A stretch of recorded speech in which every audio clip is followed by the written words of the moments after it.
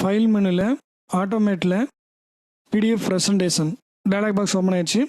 இந்த PDF presentation எதுக்காகனா, நீங்கள் ஒரு ஃபோல்டருக்குள்ளே நிறைய இமேஜ் வச்சுருக்கீங்கன்னா அந்த இமேஜை ப்ரெசன்டேஷனாக உங்களுக்கு சப்மிட் பண்ணுறதுக்கு யூஸ் ஆகும். அல்லது யாராவதுக்கு இந்த இமேஜ் எல்லாம் பார்க்கணும் மெயில் அனுப்பிச்சுடுங்கன்னா இந்த மாதிரி பிடிஎஃபாக நீங்கள் அனுப்பிச்சி விட்டுக்கலாம். ஓகேங்களா, ப்ரௌஸ் பண்ணிக்குவோம்.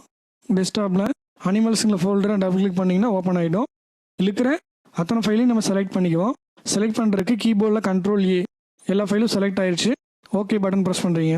அங்கே பார்த்தேன் அத்தனை இமேஜோட ஃபைலோடைய நேமும் இங்கே உங்களுக்கு டிஸ்பிளே ஆகிருக்கு. ஓகேங்களா, இந்த அவுட்புட்டு எப்படி உங்களுக்கு வரணும், மல்டி பேஜஸ் டாக்குமெண்ட்டாக வேணுமா அல்லது ப்ரெசன்டேஷனாக வேணுமான்னு 2 ஆப்ஷன் கொடுத்துருக்காங்க. நம்ம ப்ரெசன்டேஷன் செலக்ட் பண்ணிக்குவோம். அடுத்து பேக்ரவுண்டு ஒயிட்டாக வேணுமா, கிரே வேணுமா, பிளாக்காக வேணுமான்னு 3 ஆப்ஷன் கொடுத்துருக்காங்க. நம்ம பிளாக் செலக்ட் பண்ணிக்குவோம். அதோடைய ஃபைல் நேம் டிஸ்பிளே ஆகணுமா, எக்ஸ்டென்ஷன் டிஸ்பிளே ஆகணுமா, title name, description, author name, copyright, இந்த மாதிரி இருக்கிறதெல்லாம் வரணும்னா ஆப்ஷன்ஸ் கொடுத்துருக்காங்க, நீங்கள் செலக்ட் பண்ணிக்கலாம். ஓகேங்களா, அடுத்து ப்ரெசன்டேஷனாக எக்ஸ்ட்ரா ஒரு ஆப்ஷன் கொடுத்துருக்காங்க.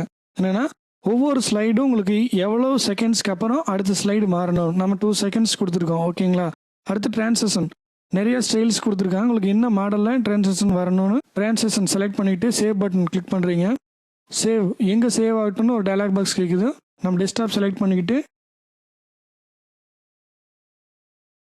ஃபைல் நேம் டைப் பண்ணிவிட்டு சேவ் பட்டன் கிளிக் பண்ணுறீங்க.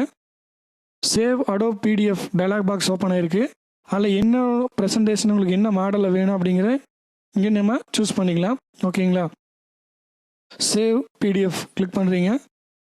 உங்களுக்கு ஆட்டோமேட்டிக்காக இப்போ ஆக்ஷன் நடக்கிறது உங்களுக்கு விண்டோவில் தெரிஞ்சிட்ருக்கு. ஓகேங்களா, அந்த ஃபோல்டருக்குள்ளே எவ்வளோ இமேஜ் இருக்கோ அத்தனை இமேஜும் ஆக்ஷன் அப்ளை பண்ணிடும். ஓகேங்களா, அந்த ஃபோல்டருக்குள்ளே எவ்வளோ இமேஜ் இருக்கோ அத்தனை இமேஜையுமே பிடிஎஃப்குள்ளே கொண்டு வந்துக்கும். ஓகேங்களா, இப்போ ஆக்ஷன் கம்ப்ளீட் ஆயிடுச்சு. அடோப் ஃபோட்டோஷாப் CS3 மினிமைஸ் பண்ணிவிட்டு டெஸ்க்டாப்பில் பார்த்தீங்கன்னா நம்ம கொடுத்த ஃபைலோட நேம் டிஸ்பிளே ஆகும், பிடிஎஃப் ஃபைலு. இதை டபுள் கிளிக் பண்ணிங்கன்னா பிடிஎஃப் ஓப்பன் ஆயிரும். ஆட்டோமேட்டிக்காக உங்களுக்கு ப்ரெசன்டேஷனாக உங்களுக்கு டிஸ்பிளே ஆகிட்டே இருக்கும். ஓகேங்களா, எல்லா இமேஜுமே உங்களுக்கு டிஸ்பிளே ஆயிரும். நம்ம 2 செகண்ட்ஸ் கொடுத்துருந்தீங்களா, அந்த 2 செகண்ட்ஸ் உங்களுக்கு மாறிட்டே இருக்கும்.